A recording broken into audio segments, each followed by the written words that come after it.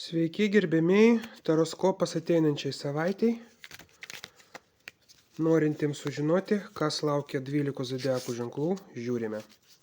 Primenu, kad šiandien atlieku mylimo asmens pritraukimą šviesui, kuris suveikia per 2-3 dienas. Važiuojam. Avinas. Taurių karalienė, moteriška energija, visokeriopą sėkmė. Jautis.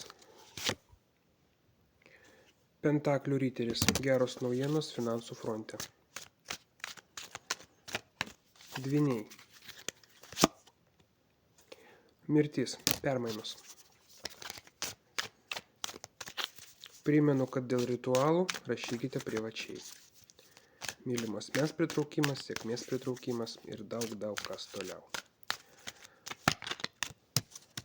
Vėžys. Kardų penkiakė, didelis konfliktas.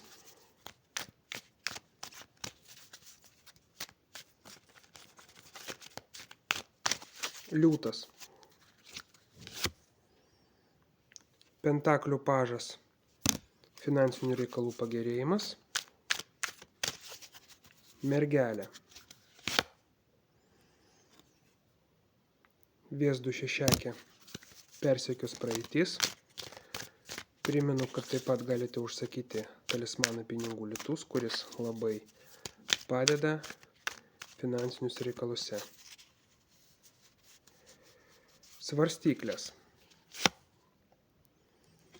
Kardų triakė apverstai, išvengsite kivirčų su mylimu asmeniu.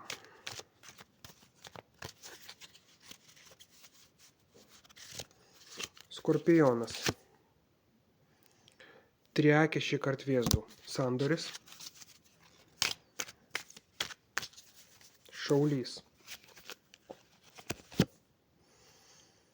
Didžioji žinė, įminsite kažkokią paslaptį.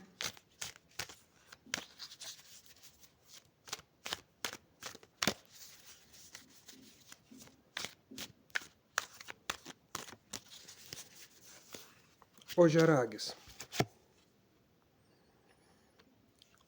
Nepasieksite norimų pinigų. Pentaklio aštuonakė.